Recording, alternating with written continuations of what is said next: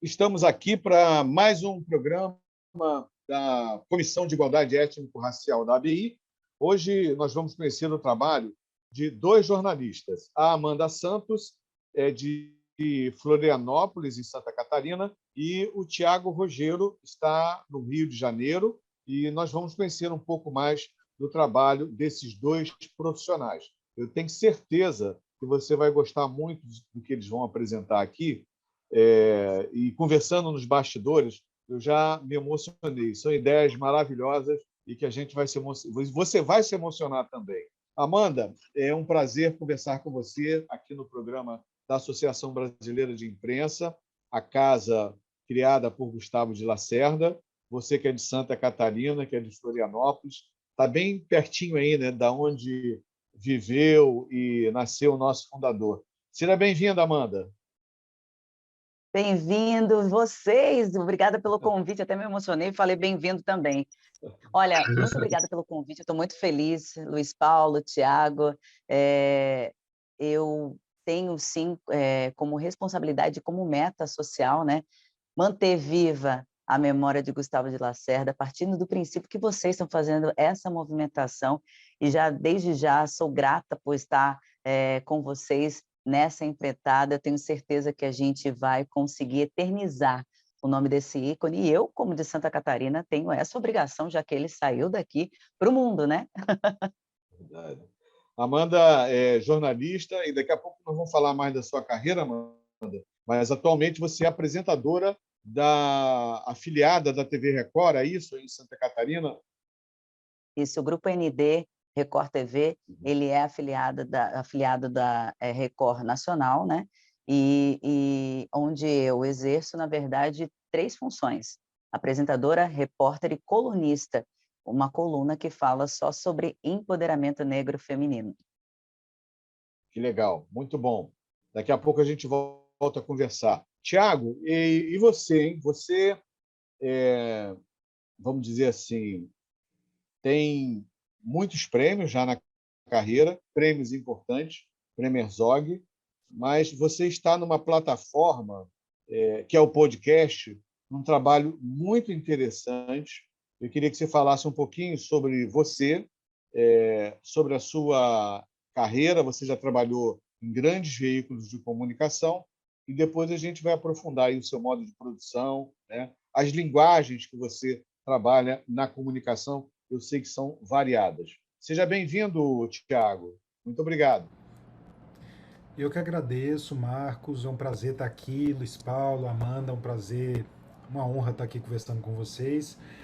Pois é, tem 2, 3 anos já que depois de trabalhar muito no jornal impresso, migrei para fazer podcasts, que eu acho que, além de ser uma mídia que oferece a possibilidade de transmissão de conhecimento de forma gratuita, não dá para falar que é de forma 100% democrática, porque o Brasil é um país profundamente desigual e, em termos de acesso à internet, essa desigualdade fica muito evidente, né? Ficou ainda mais evidente na pandemia, no caso, por exemplo, das aulas, né, que eram feitas à distância e tudo mais.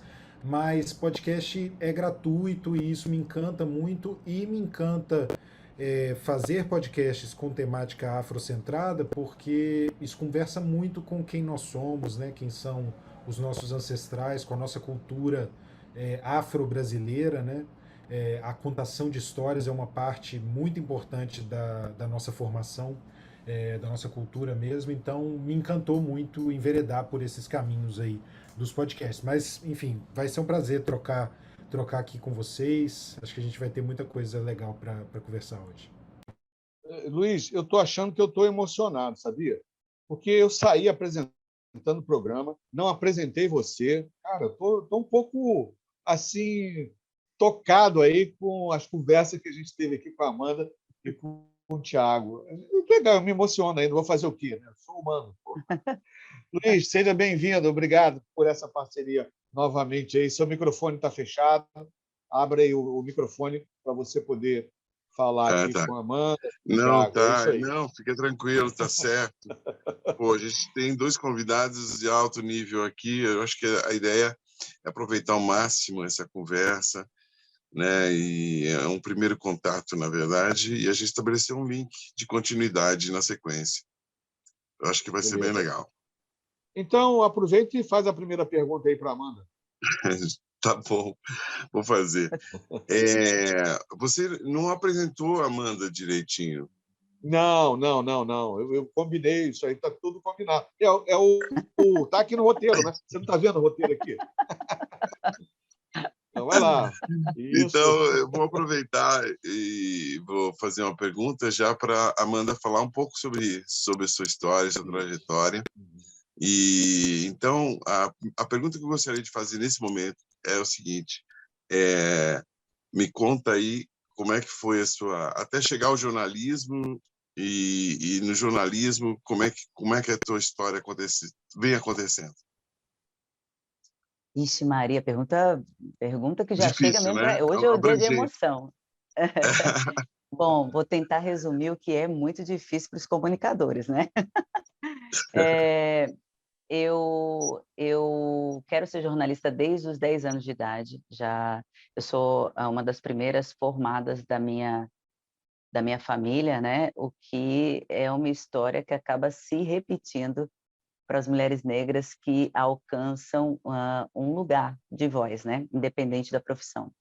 E morava num bairro, não era uma favela, mas um bairro simples, humilde, onde o vizinho mais próximo era 15 minutos de distância, né?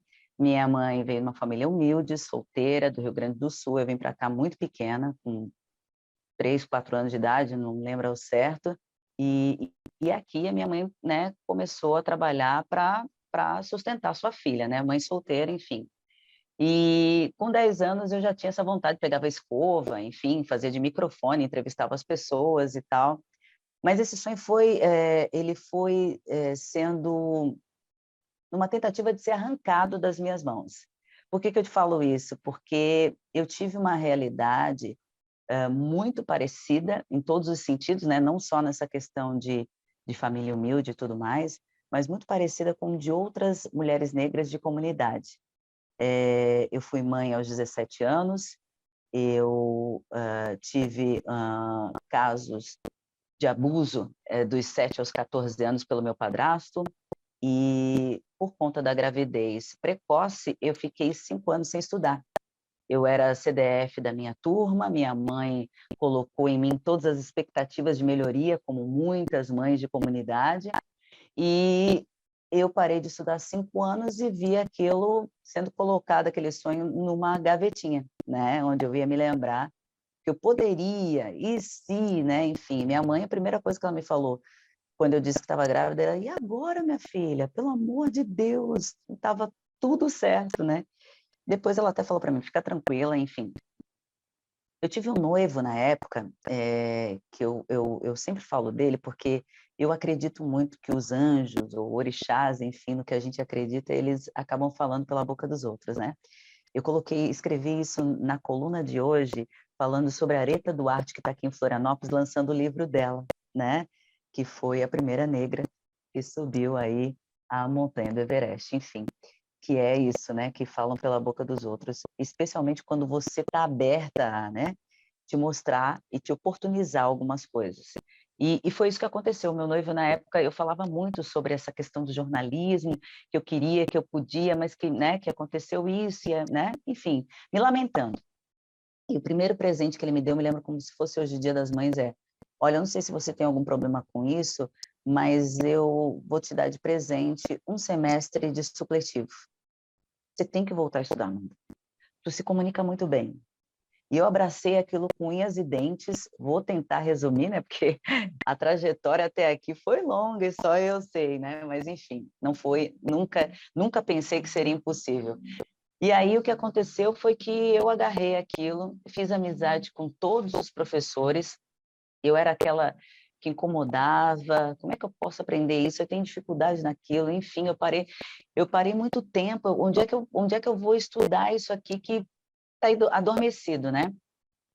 Passei no supletivo, não tinha condições de fazer um pré-vestibular, mesmo assim tentei a UFSC, e fiz a inscrição na Estácio sem nem saber como é que eu ia pagar. A minha realidade, né, só voltando atrás um pouquinho, mas porque tem tudo a ver, nesse período de 7 aos 14 anos com meu padrasto, a minha casa não tinha luz, não tinha água, não tinha banheiro e não tinha chuveiro, obviamente, né? Eu tomava banho de bacia, eu fazia as minhas necessidades numa patente, eu usava luz com gás, como é que é? Agora me fugiu o nome. Lampião, lamparina. Lampião. Eu usava lampião para fazer meus deveres e às vezes vela. Às vezes eu levava o caderno, nunca me esqueço, com um pinguinho de vela, né? Enfim, pleno século XX, né? Mas essa era a minha realidade. E quando eu fui para tentar os dois, eu pensava nisso. Cara, eu já tenho luz, eu já tenho água, eu já tenho, né, uma casa com um sofá, com tudo que, né? Uma casa tem nos tempos atuais. E aí, quando eu cheguei na Estácio, que é a faculdade onde eu me formei, porque eu não passei, obviamente, na UFES, que eu não tinha preparo para isso, né? E aí eu disse, eu não posso perder mais anos tentando, né, chegar lá, porque eu já parei 5 anos. E aí eu cheguei na Estácio e fui ver o programa de como pagar, e tinha um crédito Estácio, na época, que ia pagar metade antes e metade depois. Eu falei, bom, depois eu corro atrás, né? E Aham. também tinha um programa de estágio que daí pagava essa metade. Eu já me inscrevi lá e eu ia todo santo dia no setor de jornalismo e publicidade que tinha para tirar dúvida e para ficar lá sentada, matando a curiosidade da área que eu queria seguir, né? A professora Regina, na época, que cuidava dessa parte de coordenação da área de comunicação, ela falou para mim, guria, que voz é essa? Minha infância toda eu tive vergonha da minha voz. Todo mundo dizia que era voz de homem. E eu falei assim, desculpa, professora, eu falo alto, né? Ela falou assim, não, tu não está entendendo. E eu sempre quis migrar, Tiago, Marcos e Luiz, para o impresso. Mas quando eu parei esses 5 anos, eu me achei completamente incapaz, né? Eu perdi o time ali de algumas questões de gramática e tal, então eu falava, vou fazer feio, e jamais, né? E aí ela falou, não, nem pensa nisso, da TV. Foi onde começou tudo, já no primeiro semestre eu consegui meu primeiro trabalho, que não foi como estagiária, foi como produtora, e eu brinco que a minha carreira ela andou, né, como se fosse uma montanha-russa, porque eu comecei como produtora, fui para âncora de telejornal, depois de âncora de telejornal eu fui estagiária, de estagiária eu fui convidada para ser âncora de novo, de âncora eu saí para ser repórter da TV Câmara daqui, e da TV Câmara daqui eu passei para o rádio, e do rádio com o projeto solo de Carnaval de Avenida, e a TV que me teve como estagiária me chamou de novo, e aí para ser a moça do tempo como apresentadora. Então foi uma loucura. E, Uhum. e nesse período, porque a gente que tem a pele mais clara, não sei se tu passou por isso, Tiago, a gente tem um pouquinho mais de facilidade de entrar, né, em alguns espaços. E eu sempre falo que foram me embranquecendo. Eu hoje tenho, eu consigo mensurar a importância de estar num lugar de voz, mas com toda humildade eu falo que eu não tinha, mesmo vindo, né, de um bairro carente, mesmo tendo as minhas dificuldades e tal, até porque minha mãe, ela é branca de cabelo encaracolado. O meu pai que era negro, retinto, né, e com a família toda negra, né? Então eu tinha essa mistura. E a minha mãe sempre naquela coisa, você tem que ser melhor e tal. Só que eu não entendia de onde que vinha esse discurso, né? A família os pais da minha mãe são misturados. Meu avô, ele é índio com negro e a minha avó era italiana. Então, Uhum. eu fui ao longo dessa visibilidade a partir da Moça do Tempo, entendendo qual era o meu papel enquanto comunicadora, né? E eu tenho muito orgulho de falar isso e bastante humildade, porque é uma coisa muito doida, né? Você vem dessa questão e aí entendendo, eu achei que Moça do Tempo não ia passar nenhum recado, porque aí eu estava vivendo só o meu sonho. E aí vocês podem falar junto comigo, né, que esse papel de voz não é só nosso, né? A gente representa muita gente. Daí essa manifestação, esse movimento em prol do Gustavo de Lacerda para dizer isso, né? Não é só a Perfeito, gente. E quando você se perfeito. toca disso, aí sim parece que faz todo sentido você estar exercendo a profissão que você sempre quis exercer. E basicamente é isso. Legal, Desculpa me legal, prolongar. legal, legal. Não, tudo bem, Amanda, ótimo. Bela trajetória. Tiago, respondendo à pergunta do Luiz Paulo, a gente quer te ouvir também. Vamos lá, vamos falar do seu começo, da sua relação com o jornalismo, com a comunicação. Conte aí um pouco a sua história. Legal. Bom, primeiro, obrigado, Amanda, por compartilhar com a gente sua história incrível, muito legal, muito inspiradora. Eu nasci em BH, né? Eu moro no Rio há 11 anos, mas eu sou de BH, criado lá. É, eu gostava muito de ler jornal quando eu era pequeno.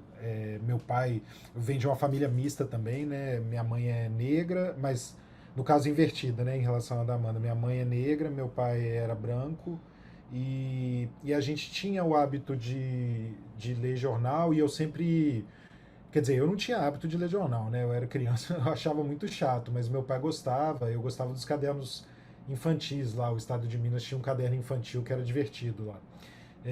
E eu gosto muito de futebol, né? Sou muito fã de futebol, sou muito atleticano e eu queria entrar no jornalismo para cobrir time de futebol, queria ser repórter de campo.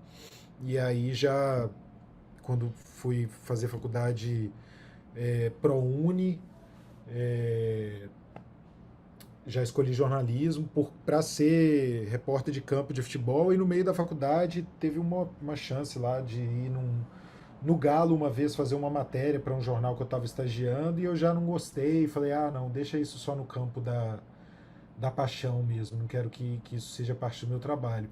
Mas comecei a me encantar por pautas relacionadas a direitos humanos, assim.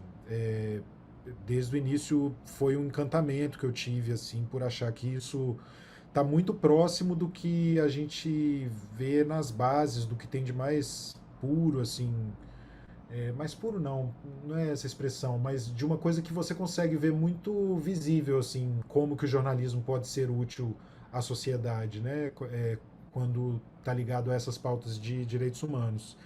E ao longo dos anos fui trabalhando nessas áreas, assim, na verdade, nas mais diversas áreas, né? Primeiro eu trabalhei na Rádio Band News FM, em BH, era apresentador também, repórter, aí cobrindo cidades e tudo. Depois eu fiz o curso de focas do Estadão e aí fui para São Paulo ficar um tempo e depois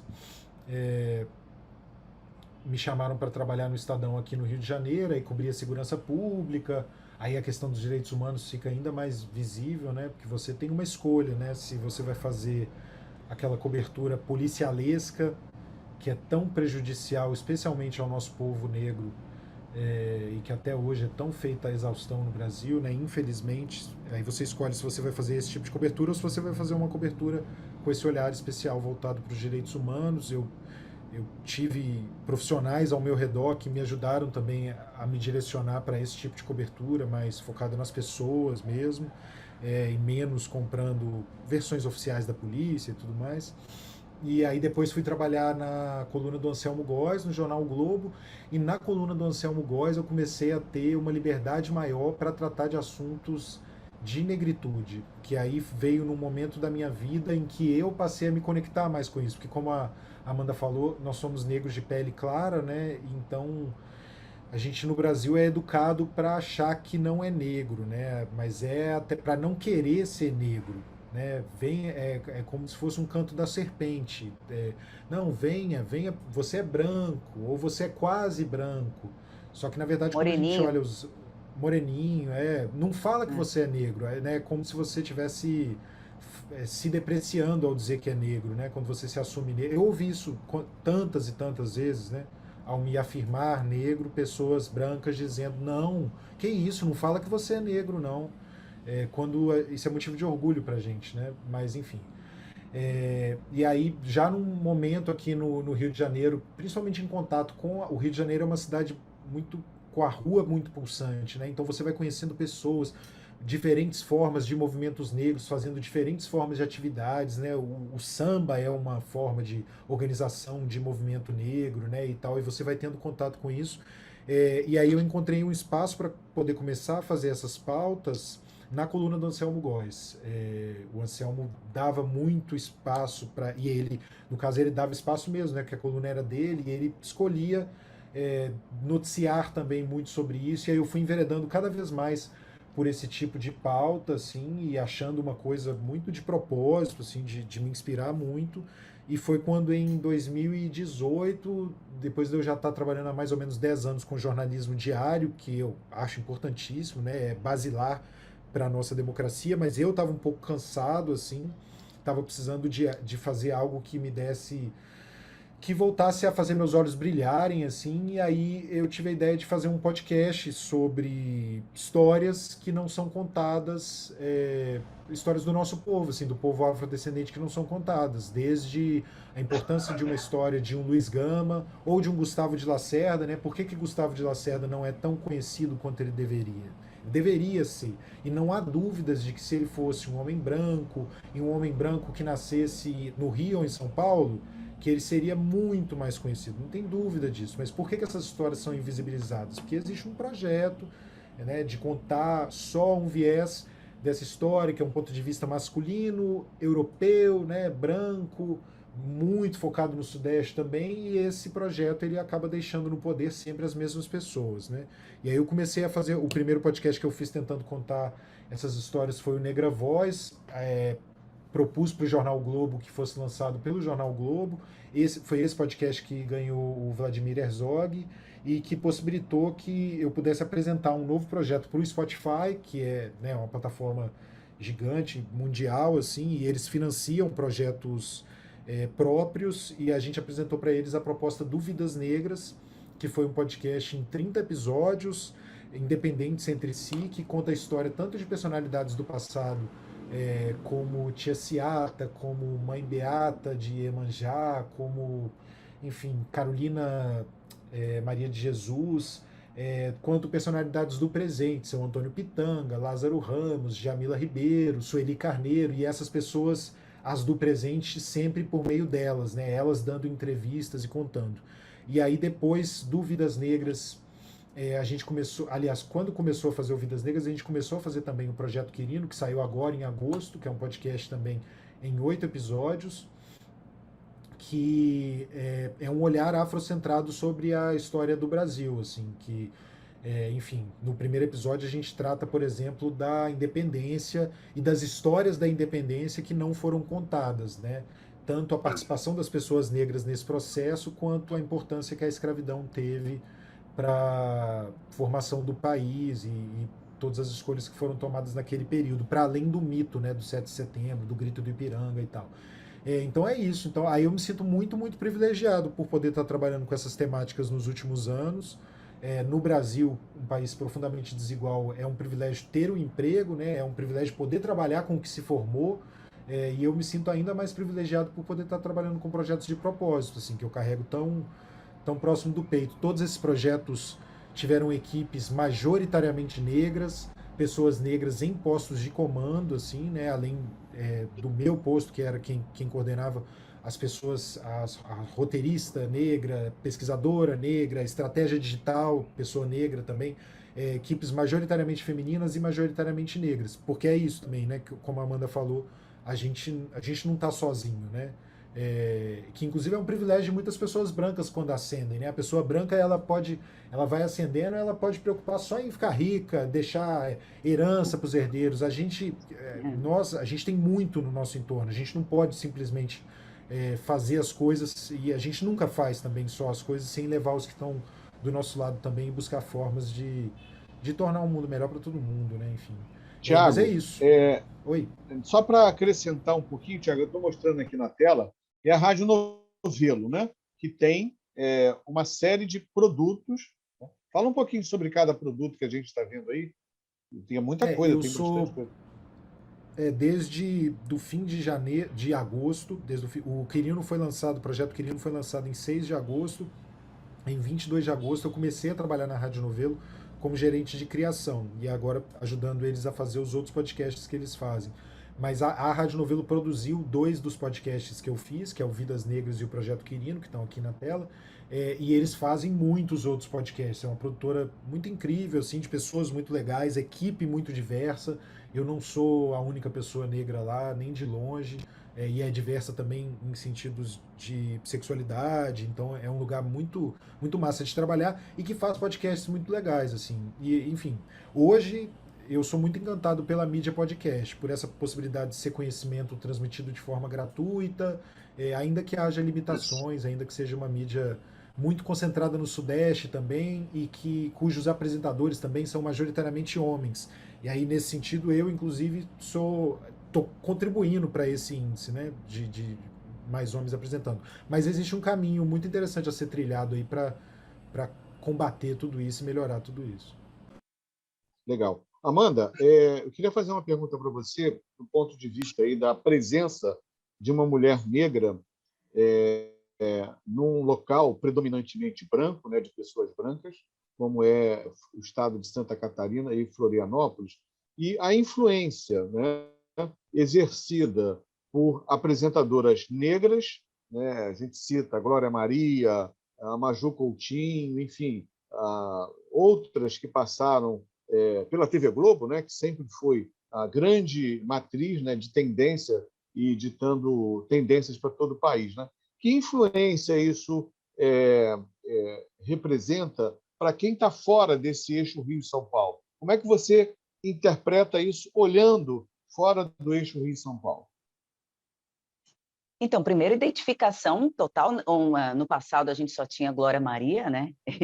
E com todo aquele conteúdo visual, inclusive, né? Porque Glória Maria é imponente, né? Mesmo com aquela voz suave, ela passa aquela segurança da informação, né? Então, a minha única referência durante muito tempo, infelizmente, era Glória Maria. E aí depois veio Maju e logo em seguida eu fui convidada, acredito eu, que efeito Maju, né, com aquela forma diferente, doce e extrovertida e criativa de apresentar um tempo, né? Eu acredito, pessoalmente falando, nunca perguntei, que foi um efeito Maju, porque vários estados passaram a ter a sua negra do tempo, digamos assim, né? Então, e eu não acho isso demérito, não, né? Muito pelo contrário, né? Se está funcionando, né? E a gente tem que surfar a onda. Eu acredito muito nisso, porque a gente tem que ocupar espaço. Se você vai fazer o seu diferente, vai se destacar, daí é com você, né? E foi isso que eu fiz. Até aproveitando aí o que o Tiago falou, porque né, eu cheguei só ao patamar de me descobrir enquanto o que era importante. Essa influência foi base determinante quando eu me encontrei e identifiquei qual era o meu papel dentro de uma emissora de TV, né? Eu desconheço outra apresentadora negra no estado, eu não, mas também ainda não me olho como única apresentadora. Por quê? Porque eu sou apresentadora de um quadro e eu quero além, eu quero ser apresentadora de um telejornal. Entende? Então, são lugares que eu quero alcançar e que estou trabalhando para isso. Agora, como disse o Tiago, a gente vai se encantando pelas pautas sociais, né, que são nossas, mas que a gente vai percebendo que são nossas, a gente vai vendo as portas abertas e diz, opa, eu preciso ocupar, assim como, né, a moça do tempo, né? E foi muito engraçado, porque eu fui por 2 vezes para São Paulo, convidada da Record Nacional, porque eles queriam fazer um especial sobre o mês da consciência negra, e eu participei de uma série especial, né, falando 100 vagas para o racismo, que contava um pouco sobre o negro e o mercado de trabalho. Voltei super feliz, primeiro por ser convidada, imagina, eles convidaram repórteres negros de todo o país. Eu não sei se foram todos, mas a gente era só em 7, o que já é uma resposta para essa série, né? E aí, depois, no segundo ano, em meio à pandemia, eu tinha acabado de sair da licença maternidade, eu fui chamada para ser âncora junto com a Salsi Lima, porque, enaltecendo o mês da consciência negra, eles queriam que todos os apresentadores da grade nacional fossem negros. E eu falei, espera um pouquinho, mas isso é realidade? Porque não muito longe, há uns 5 anos atrás, a gente não ia ter isso, gente. A gente não ia ter, Com certeza. né? E, e, e aí eu falei, bom, se está acontecendo essa movimentação, eu lembro que eu não dormi, eu fiquei completamente assim em êxtase, porque é um jornal nacional. Eu falei, caraca, velho, como é que eu vou dar conta disso, né? E aí veio essa questão de não ser só a gente, né? Porque eu falei, só depende de mim voltar ou não, só depende de mim representar a altura ou não. E, cara, eu sou do Sul, eu sou a minoria do Sul, e eu tô aqui. O natural seria que tivesse uma mulher padrão de jornais, telejornais, né, branca, enfim, já mudou um pouco, já tem umas morenas, mas durante muito tempo era loira, o cabelo certinho, de olhos claros, né? Enfim, e eu falei, e aí quando eu vi a estrutura, eu me empoderei mais ainda, porque eu falei, eu venho de um local que tem padrão, 2 câmeras, tal, e aí eu vi aquele negócio gigantesco, onde tinha um teleprompter quase do meu tamanho, e eu disse, tudo bem, Amanda, você está falando para milhões de pessoas, mas Exatamente. é o mesmo trabalho e você estudou para estar aqui, você está preparado, senão não iam te chamar, né? Bom, eu incorporei aquela verdade e fui. Só que eu tive toda uma produção, uma preparação, fizeram várias mídias, né, enaltecendo que eu ia para o nacional e tal, mas quando eu voltei, não tinha nada relacionado ao mês da consciência negra.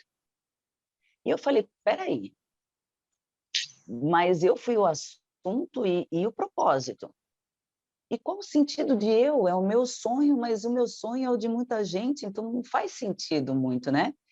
Então, aquele brilho todo, daquela estrutura toda, daquela oportunidade toda, não ficou tão real, não ficou tão grande como parecia ser. E aí eu falei, eu tenho que fazer diferente. Eu fui até a mesa do meu chefe, o mesmo que desconhecia essa questão aí da ABI, de Gustavo de Lacerda, e falei para ele, qual é a possibilidade de eu sair do tempo e elaborar projetos sociais? Ele me apresenta. E eu lembro que eu passei as minhas férias todas, com meu filho com 6 meses de idade, procurando todos os ativistas da cidade que eu tinha admiração e que eu sabia que tinha o trabalho sobre. E aí eu fui estudar sobre um livro que tem aqui, que é totalmente desconhecido, que se chama Africanidades Catarinenses. E esse livro tem toda a história da participação do negro para a evolução de Santa Catarina, inclusive curiosidades. Muita gente aqui, por exemplo, não sabe que Neuza Borges, atriz maravilhosa, reconhecida internacionalmente, é de Florianópolis. Quase ninguém sabe. Mas todo mundo sabe que Vera Fischer é de Blumenau. Então, essas foram algumas coisas que ficaram para mim. Cara, isso tem que ter na minha série. E eu fui anotando. E recortei essa série em 6 capítulos. Mas eu disse, ela não pode ser só de TV. Em meio à pandemia, tem muita gente que nem está mais olhando TV. E aí eu falei para o meu chefe, eu quero que ela seja multiplataforma. E vejam, sem nunca ter escrito para o online, sem nunca ter escrito para o impresso. E eu sou muito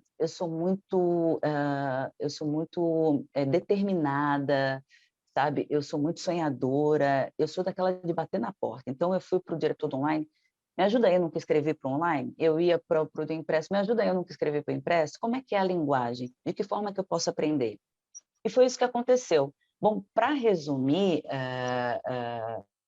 Marcos e Luiz Paulo, eu falei tudo isso para dizer que é o seguinte, é tão importante esse papel que o Tiago faz, né, e que eu estou buscando fazer, que quando a série foi para o ar, eu recebia ligações de dizer, eu não sabia disso. Puxa, que bacana. Cara, eu nunca mais vou usar a expressão criado mudo, eu vou tomar mais cuidado.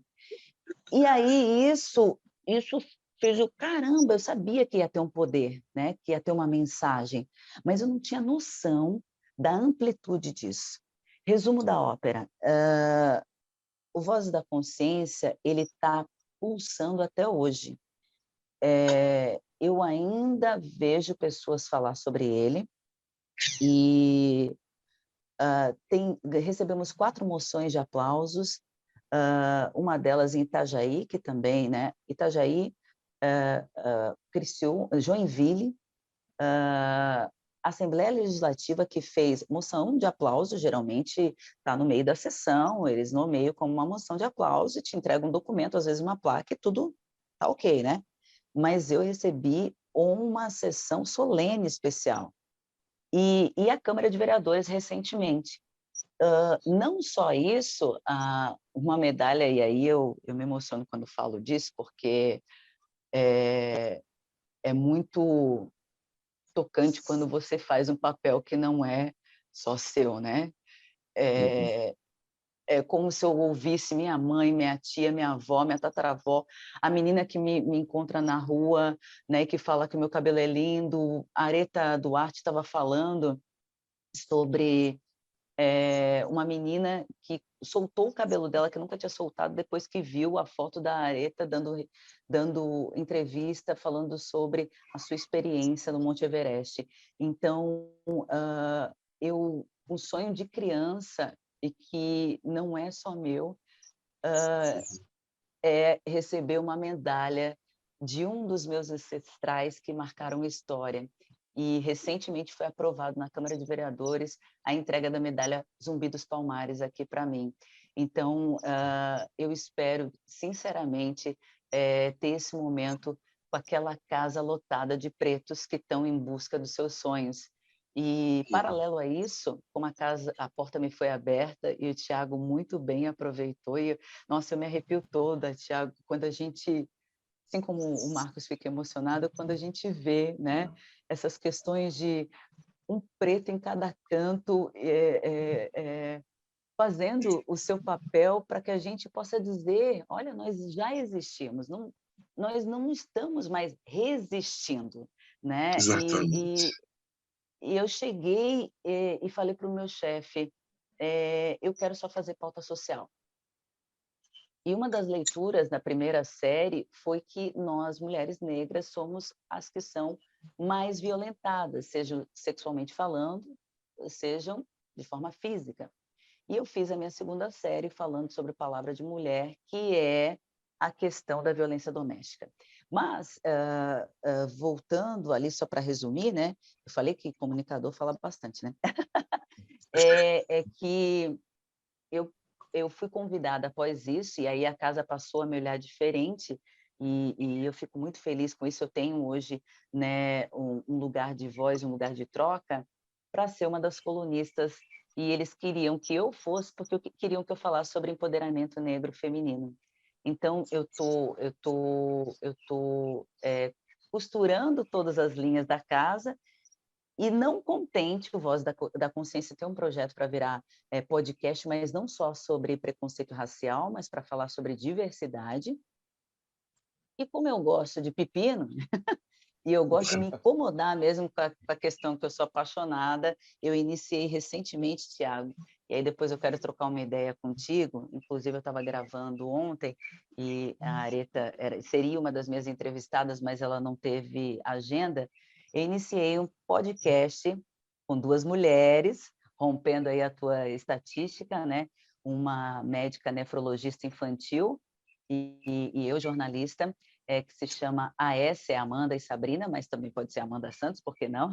AS Pretos em Movimento, onde a gente vai entrevistar os negros em ascensão catarinenses e também nacionais, para que a gente possa, junto com essa movimentação toda, né, de ocupar os espaços, dizer para essa garotada que que é possível, que a gente pode acreditar, né? Então, os nossos convidados são convidados que conseguiram encontrar o seu espaço, a sua voz.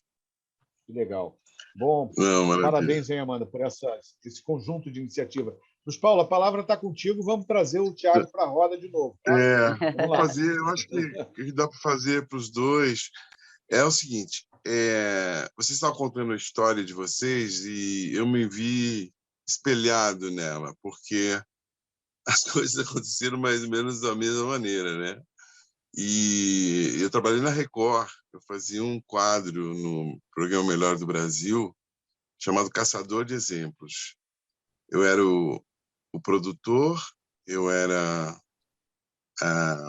pesquisador, eu fazia a gravação, lógico, eu tinha uma ENG, que pelo menos um grupo de profissionais que me acompanhavam e tal.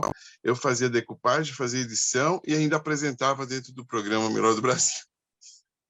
Então era muito louco isso, porque vocês estavam contando a história de vocês, eu fiquei imaginando o seguinte: a gente hackeia o sistema, é incrível, é natural isso. A gente, é como se fosse um álibi, né, para a gente existir. Quer dizer, eu estou aqui, eu sei da importância do que eu estou fazendo, eu desenho isso, pesquiso sobre isso e coloco na rede. E aí, às vezes, as pessoas, os seus superiores checam aquilo, mas como eles desconhecem aquele assunto, as coisas acabam indo porque você é uma indústria, é um processo, né? Então, no caso do Tiago, é o seguinte, Tiago, eu estava lendo sobre você, eu vi a quantidade de atividades, né, ligado às novas plataformas de comunicação, você lida muito bem com os algoritmos. Eu queria perguntar para vocês como é que vocês lidam com as audiências de vocês. Quer dizer, vocês sabem, claro, é muito fácil de entender para quem vocês estão falando e como é que o retorno disso para vocês, como é que vocês administram essas informações, porque é incrível, o Tiago saiu escolheu um caminho solo depois de tantas experiências, mas não é um solo, entendeu o significado de uma rede, né? Das redes, a importância das redes. E depois, como construir as narrativas, né? Nessas novas plataformas, que você tem tanta informação tecnológica, e como é que você monta isso, e como é que você fala para a sua audiência, como é que você recebe o retorno delas? Bom, primeiro, incrível o projeto, Amanda. É incrível, incrível. O que eu fico pensando nisso é que é só, enfim, você contribui para a ideia de que crianças negras, jovens negros, adultos negros, porque, enfim, qualquer momento da vida é um momento para tomar decisões importantes de carreira e tal, que a gente pode ser o que a gente quiser, né? Em qualquer área. A gente pode. E para a gente Perfeito. ser, a única coisa que a gente precisa é que ninguém nos barre, né? Nos impeça de ser. Sim. E o que acontece no Brasil, infelizmente, é que a gente é barrado de ser tudo que a gente quer ser, tudo que a gente sonha ser. Mas Uhum. falando de audiência, a gente uma coisa que a gente pensa muito nesses projetos nas palavras, a gente pensa muito na forma de comunicação para que seja uma comunicação muito direta, muito simples, não no sentido de, se a gente falar de forma rebuscada as pessoas não vão entender, não é isso, as pessoas vão entender, né? As pessoas, enfim, a questão é que o importante para a gente é as pessoas criarem proximidade, as pessoas se correlacionarem, né? Se sentirem parte daquilo, pensarem no sentido das palavras e tal. Então essa é uma preocupação muito grande que a gente tem, assim. Agora, em termos de audiência, uma coisa muito interessante, que também é muito cruel do Brasil, é que o Vidas Negras, que foi o podcast original Spotify produzido pela Rádio Novelo, ele teve um investimento considerável, né? O Spotify bancou toda a operação, remuneramos todos os profissionais, como eu disse, uma equipe majoritariamente negra, mas ele não foi um sucesso de audiência. Ele não foi um fracasso, mas ele não foi um sucesso. Não foi um sucesso de audiência. E eu cada vez mais ficava convencido do quanto que o elemento Vidas Negras tinha a ver com isso. Para além dele ser um podcast afrocentrado, o nome Vidas Negras, o marcador racial no nome, fazia com que muitas pessoas deixassem de ouvir. E aí as pessoas racistas deixaram de ouvir, tudo bem, porque essas pessoas não ouviriam, não apreciariam aquele conteúdo, não veriam sentido nele. O meu problema são as pessoas negras que ainda acreditam no mito da democracia racial e que deixariam de ouvir um conteúdo desse por falar, não, esse negócio de racismo, eu não gosto disso, isso é mimimi, não existe racismo e tal. Que a gente precisa ser gentil com essas pessoas também, porque o mundo está dizendo para elas isso. Então não adianta a gente, né, querer sacudir as pessoas e falar, não é assim e tal, não, tem que ser gentil, entender porque existe uma construção muito bem feita para as pessoas acreditarem nisso, né? Então, no Quirino, a gente teve essa preocupação de não ter um marcador racial no nome, porque eu queria pegar a pessoa.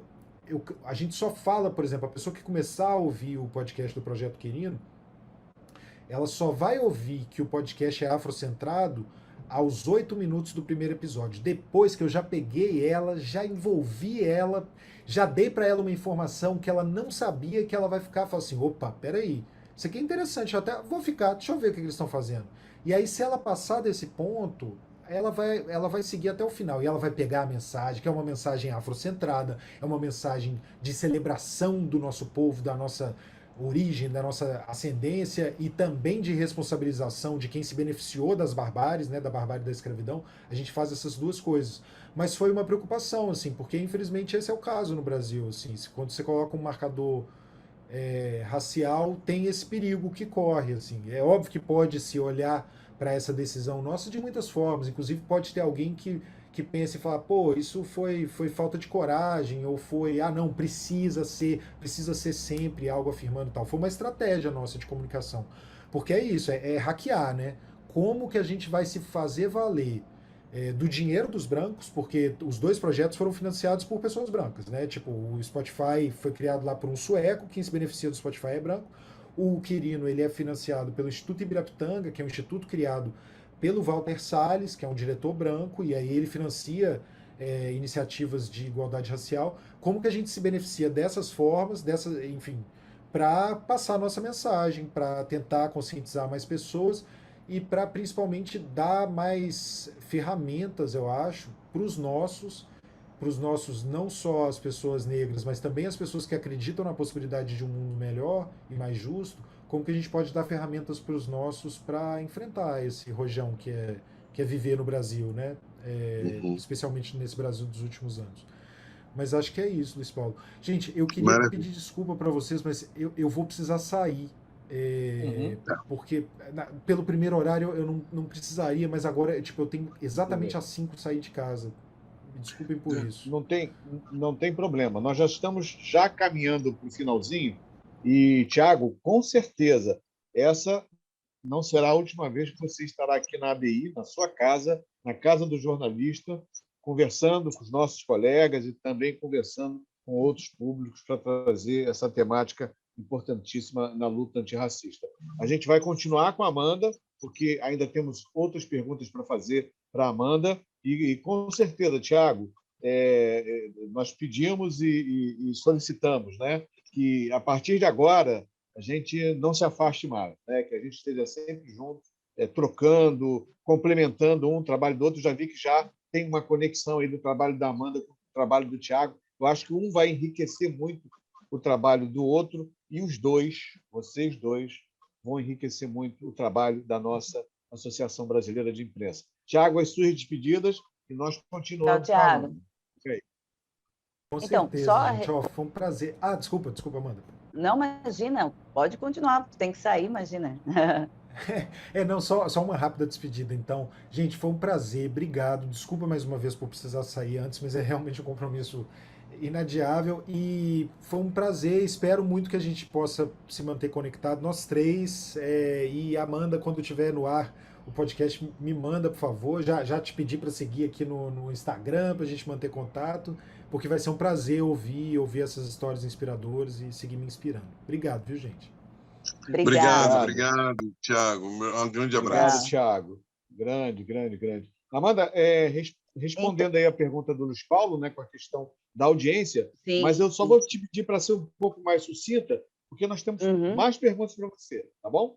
Vamos lá. Certo. Não, exatamente, eu ia até ser objetiva justamente por isso, eu concordo com muita coisa nele, inclusive quero trocar uma ideia com ele, porque inicialmente o nosso nome que a gente escolheu, o AS Pretos em Movimento, a gente queria justamente, né, fazer uma provocação.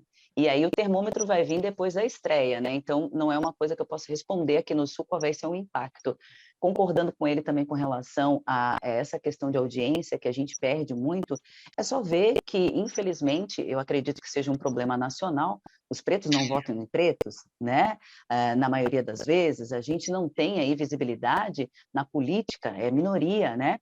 houve uma movimentação, graças a Deus, da diversidade aí, né, no governo federal. Então, é uma coisa que a gente tem que pensar, assim, com relação ao discurso, à fala, como atender, né? Eu sempre trago as mulheres para mim, mostrando para elas que eu vim do mesmo lugar. Essa é a minha estratégia. Uhum. Então, eu me dispo, né? Eu tiro a minha roupa, né? Eu fico despida diante da pessoa que eu vou entrevistar, para que ela se sinta à vontade. Isso sempre foi a minha técnica para qualquer tipo de trabalho no meio da comunicação, que é me colocar no lugar do outro. Quando eu entrevisto alguém que a pessoa diz que está nervosa, eu automaticamente deixo a câmera desligada, converso um papo com ela, daqui a pouco eu ligo a câmera, ela já está íntima minha, já se sente mais à vontade. E eu acho que assim tem que ser, porque você não pode olhar para o seu entrevistado ou qualquer pessoa, ou o seu ouvinte, de cima para baixo. Você está lutando por uma igualdade, então vocês estão na mesma altura, né? Vocês estão conversando de igual para igual. E é basicamente isso. Tá Amanda, bom. deixa eu só fazer uma pergunta do ponto de vista estética, mas não é estética, tá? Isso tem um significado muito importante. Conta para os nossos telenautas aqui a surpresa quando você se viu diante do teu chefe e o teu chefe perguntou: Amanda, você não gosta de usar o teu cabelo crespo? E aí você, opa, Essa, peraí, conta essa história, Amanda, que eu achei eu cheguei, interessantíssima. eu cheguei a me arrepiar, gente, porque é como eu disse, né? A gente vem num papel, a gente que tem negro de pele mais clara, vão nos embranquecendo, exatamente como o Thiago falou, vão dizer, não, mas você não é negra, né? E então eu sempre tive meu cabelo alisado, e por conta da minha voz, eu sempre acabei parando como apresentadora, né? Que é uma voz imponente, falo isso com toda a humildade, até porque tive que ouvir isso muitas vezes para acreditar. E cabelo liso, aquele spray, né, padrão, aquela franjinha, aquele cabelo que não se mexia, na época esse era o padrão, né?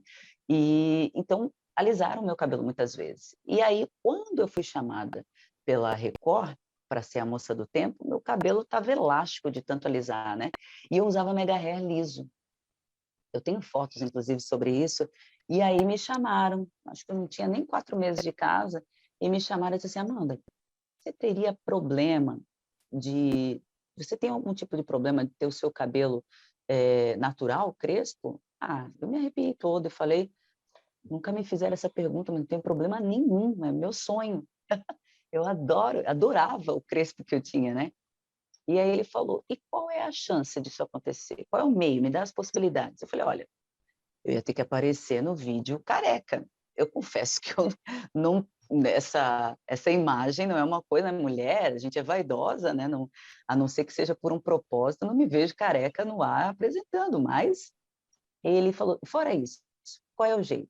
E eu fui me emocionando muito com aquilo, né? Porque é Uhum. como se ele tivesse me tirando do casulo e eu tivesse virando borboleta. Essa é a sensação que eu tenho, né? E a resposta foi imediata, porque daí a gente optou pelo mega hair, eu cortei meu cabelo, acho que não dava 2 dedos. A especialista que fez isso, Maria, maravilhosa, ela trabalha, ela fazia manutenção do meu cabelo até pouco tempo, negra também. Ela falou, Amanda, eu vou colocar um mega hair e depois eu corto teu cabelo, porque eu não quero que você tenha aquele impacto, né? E porque tem isso, né, gente?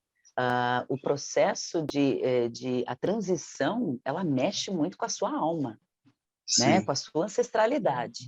Então ela falou, Amanda, eu não quero que você, que seja muito impactante essa transição, né? Porque já tá vivendo o emocional, enfim. E aí a resposta foi automática, gente. As pessoas começaram a me ligar para dizer que estavam se identificando. Isso é um primeiro marco na minha construção enquanto comunicadora e representante da nossa negritude. Maravilha, Luiz, maravilha. mais uma pergunta para a Amanda, Luiz. Vamos lá. Vamos lá, Amanda. Amanda, como eu te falei, eu tive uma experiência na Record. Eu trabalhei diretamente com a Leonor Correia,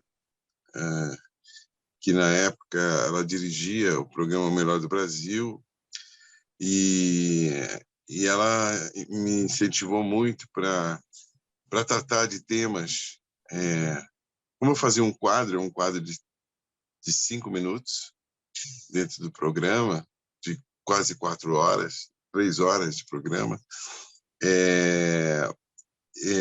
eu tive esse incentivo para você buscar temas, porque o meu quadro era o Caçador de Exemplos. Eu contava histórias de pessoas do Brasil inteiro, e histórias de muita resiliência, de as pessoas terem muita vontade de transformar, de se autotransformar. Isso foi muito legal, né? Até o ponto que a Leonor saiu da Record. E aí mudou tudo, mudou um pouco, mudaram o perfil. Eu fui para o rádio trabalhar com o Sérgio Cursino. O que eu quero perguntar para você é o seguinte: os teus planos é multifacetados. Deu para perceber que você tem várias ideias de várias direções, de vários lados.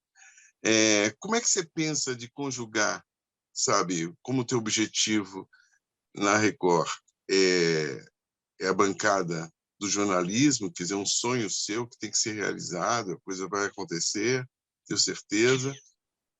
Mas como é que você lida com essas novas possibilidades que essas tecnologias novas permitem, né, de você experimentar hoje com muito mais facilidade do que tempos atrás, no meu caso, né? Então, eu queria que você comentasse um pouco disso, de como lidar com um sonho, que você vai realizando seus sonhos, isso é fundamental, e como é que você lida com essas novas possibilidades, novas experiências, para dialogar com esse eixo central dos teus objetivos. Eu tenho duas palavras para definir e vou explicar por quê. A primeira é ocupação e a segunda é representatividade. Então, eu vou olhando, né, com o mesmo olhar que eu fiz o Voz da Consciência, né, o que me provocou isso, e com o mesmo olhar que eu fiz o Palavra de Mulher, e com o mesmo olhar que eu fui convidada a ser colunista falando sobre empoderamento negro feminino, onde não tem ainda uma voz negra. E se é isso, não tem ninguém, e eu posso ocupar esse espaço, eu vou. Como é que eu vou dar conta? Como é que eu vou dar conta? Eu nunca fiz isso. Vou estudar sobre. Quando eu fui chamada para a previsão do tempo, eu não tinha a menor ideia. Eu disse, eu não vou falar sobre o que eu não sei. Eu fui fazer meteorologia no IFES, que não terminei o curso porque eu, né, engravidei, mas me deu total noção para falar com propriedade, né, saber o que é um sistema de alta pressão. Gente, aquilo era um ET na minha vida, né? Sei lá o que funcionava isso. E aí eu fui estudar. Eu lembro de várias vezes dormir, porque eu acordava 3h30 da manhã e tinha aula integral à tarde. Dormi na carteira, enfim, né? E a mesma coisa nesse momento, né? Eu não tinha escrito para o impresso, não tinha escrito para o online. Eu falei, opa, não tem nenhuma pretinha, nem um pretinho na redação. Já vou fazer esse negócio multiplataforma. E outra, né? Eu sou aquela que quer botar o seu nomezinho na história. Então, eu disse, eu tenho que fazer um trabalho diferente, vou fazer um trabalho multiplataforma. E eu acho que é isso, entendeu? Aqui no Sul, em Santa Catarina, a gente tem poucas representações hoje, muito mais do que há 5, 10 anos atrás, né? Mas na minha emissora eu vejo que tem poucas, então eu vou olhando as portas abertas e vou ocupando para representar. É isso. Uhum. Maravilha, Amanda, maravilha. você Marcos? falou, nós ainda vamos falar muito sobre o Gustavo de Lacerda, você tem um trabalho para fazer e desenvolver, a gente sabe como começa e não quer terminar, esse trabalho não vai terminar, mas nós não podemos esquecer de falar também da Antonieta de Barros, né? Nesse livro da professora Geruse, né? Que é nossa colega aqui também, participa das atividades. Tá aí. Essa é a nossa rede, né? A gente anda sempre em boas companhias. Então, Antonieta de Barros, professora, escritora, jornalista, primeira deputada catarinense e negra do Brasil, autora, professora Jerusa Romão, que também vai participar, está participando aqui desse mês da consciência negra na ABI. O seu projeto também envolve a escritora, a jornalista, a deputada, o seu contato com a Antonieta de Barros, o que você tem para revelar mais sobre ela? Então, a série Vozes da Consciência, ela falou sobre todos esses esses ícones, né, nacionais catarinenses.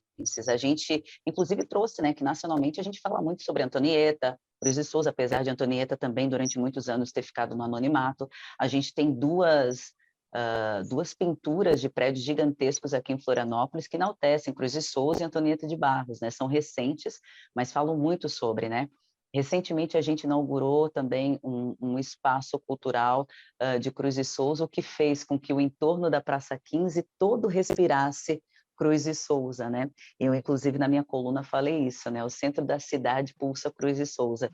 Então, Antonieta de Barros está na minha série, né? Falando justamente isso, né? Que todo letrado, toda a questão dos professores daqui, inclusive profissão que muitas negras, né? Muitas negras seguiram. Então, quer dizer, muitas autoridades brancas foram ensinadas por professoras negras, né?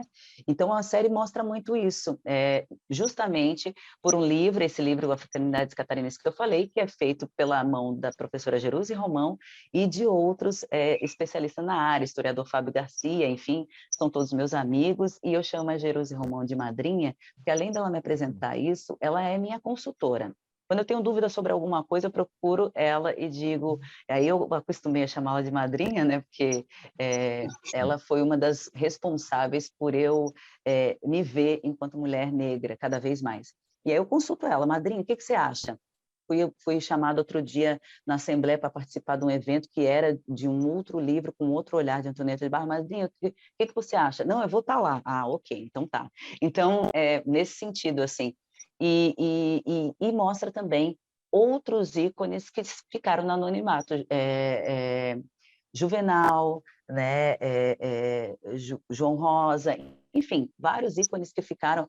A própria Neuza Borges, que pouca gente conhece da história dela aqui em Florianópolis, e vários outros, né? Valda Costa, que é uma artista plástica, e muitos outros. A série tem um capítulo que só fala sobre isso. Os negros que fizeram parte da construção da história catarinense e nacional e que ficaram adormecidos na história do Brasil. Legal. Luiz, vamos para o encerramento, né? Eu vou deixar com você a última pergunta para a Amanda. Tá? Vamos lá. Tá, não, Amanda, você estava falando e eu já estava aqui pensando em várias coisas. Como é que é para você? Não, uma das coisas interessantes que aconteceu com a gente nesses últimos tempos, entrevistando pessoas, a gente conheceu dois jovens, um de Maceió, outro de Belém. E é uma conversa longa com eles, e eles falando da importância do lugar, né, totalmente afrocentrado na sua região. Em nenhum momento eles falaram assim, eu quero ir para São Paulo, eu quero morar no Rio de Janeiro, eu quero estar em evidência em tal lugar. Não, é sempre assim, eu preciso melhorar para poder contribuir mais no meu lugar. Eu preciso saber, conhecer o meu lugar, que eu ainda não conheço o suficiente para pensar em outras possibilidades. Eu vou estudar para desenvolver coisas aqui. Então, coisa que no passado era diferente, né? As pessoas não, meu sonho é ir para São Paulo. Eu mesmo, eu sou do Rio Grande do Sul, o sonho era ir para o Rio de Janeiro, ir para São Paulo. Então, e me desloquei do lugar de origem.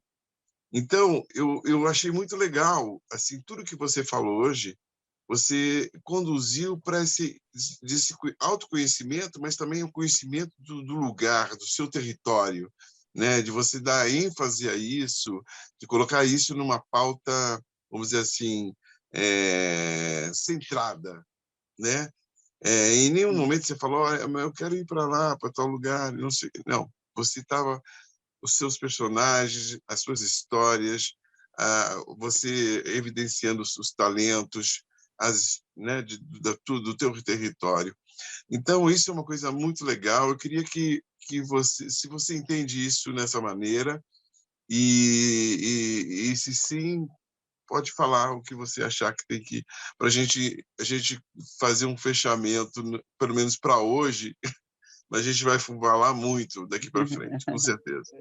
Amanda, deixa eu só complementar a pergunta do Luiz, uhum, porque o Luiz está se referindo a 3 programas que nós construímos aqui para esse mês da consciência negra, trazendo à luz o trabalho de comunicadores de periferias. Então, nós estamos sim, nos referindo ao Wellington Frazão, que é um comunicador da periferia de Belém do Pará, e a Mali, aqui do Rio de Janeiro.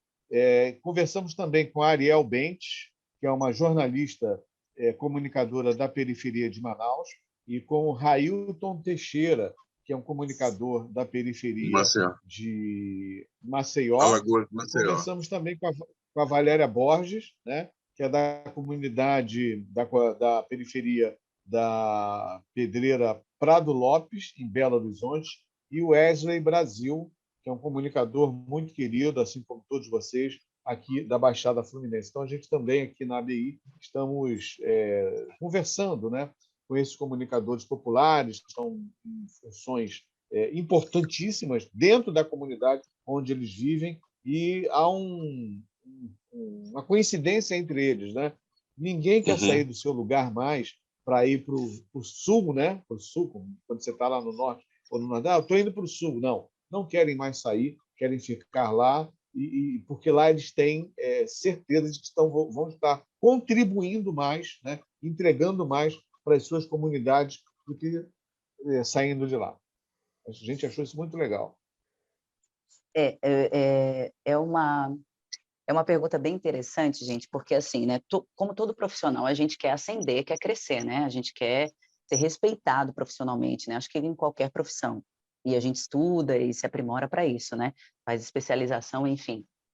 E eu ah, sempre quis crescer. E a gente tem uma realidade aqui no Sul, não sei se é a do Norte, é que ainda a nossa profissão, ela é muito desvalorizada, demais. Sim. Você vai ganhar um pouco mais depois de X anos de dedicação, onde você vai lá já, né, aos seus 50, 45 e tal, depois de trabalhar muito, ganhar um telejornal, ou enfim, uma coluna, né, Uhum. paga e tudo mais. Então é muito difícil. Então não posso negar que pelo menos aqui no Sul a gente tem a vontade pelo reconhecimento profissional e de sobrevivência, né, para Uhum. sustentar a sua família e tudo mais, de ir para São Paulo e Rio de Janeiro. Claro. Porém, eu tenho um propósito, e aí sim é onde volta os meus colegas e que faz todo sentido, né. Eu preciso o meu sonho de ser âncora de um telejornal daqui é para deixar referências. Eu sempre brinco, pode ser 1 ou 2 dias que eu fique como âncora de um telejornal, mas eu fiquei e mostrei que alguém pode chegar. E outra, eu preciso olhar para o lado e saber que se houver a necessidade, né, seja ela de qualquer tipo, ou a oportunidade, não posso falar por amanhã, né, de eu ir para outro local, seja Salvador, seja São Paulo, Rio de Janeiro, eu preciso olhar no meu entorno e saber que eu tenho alguém que vai ficar no meu lugar. E aí eu Sim. me sinto Maravilha. apta a seguir em frente sobre qualquer aspecto. Legal. Se eu olhar para o lado e não tiver essa pessoa, não faz sentido nenhum eu ir, porque daí aqui ainda está em construção uma evolução com relação ao nosso poder de ocupar espaço, né, a nossa autonomia, né, perante isso, e eu vou calar uma voz que já tá latente. E aí a gente fecha uma porta que está aberta, não faz muito sentido. Então, é dessa forma que eu vejo. Olhei para o lado, tem quem substituir a Amanda ou qualquer outra profissional, eu posso seguir em frente em nome de qualquer coisa, né, financeira, enfim, mas se eu olhar para o lado e não tiver essa referência, aí eu quero ficar por aqui. Que Que maravilha. bom. Maravilha. Amanda, vamos parar por aqui, por enquanto, tá? Mas a gente vai voltar. A gente vai voltar a conversar, trocar Me chamem ideias. sempre. Enfim, a gente tem uma série de ações para realizar em 2023, 2024 e um pedacinho de 2025. E a ABI precisa estar também em Santa Catarina, em Florianópolis, junto, pertinho de vocês, aí na Universidade Federal de Santa Catarina, enfim, com os colegas, com os acadêmicos, com os estudantes porque Gustavo de Lacerda é, vamos dizer assim, a principal razão de existência, né, da ABI, que hoje se transformou numa instituição de defesa dos pilares da democracia no Brasil, defesa da liberdade de imprensa, liberdade de expressão, mas tudo é referente a esse brasileiro que precisa ser reconhecido. Nós estamos aqui para isso. A gente não está dormindo, não estamos descansando. Amanda, muito obrigado pela participação. Até breve. Obrigada, Obrigado, gente. Eu que Amanda. agradeço. Eu que agradeço o convite e eu tenho algumas frases que me seguem, que é: uma sobe e puxa a outra, fundo de poço tem mola, e é de mãos dadas que a gente vai seguir em frente. E como é que é? Eu acho que desistir é uma palavra que não existe no nosso vocabulário. Com certeza, até a Maravilha. próxima. Contem comigo porque vocês precisarem. Tá certo. Obrigado, Obrigado, Amanda. obrigado mesmo. Obrigado, Tchau, Amanda. Luiz. Obrigado Até a mesmo. próxima. Imagina. Valeu, Beijão, gente. obrigado. Tchau.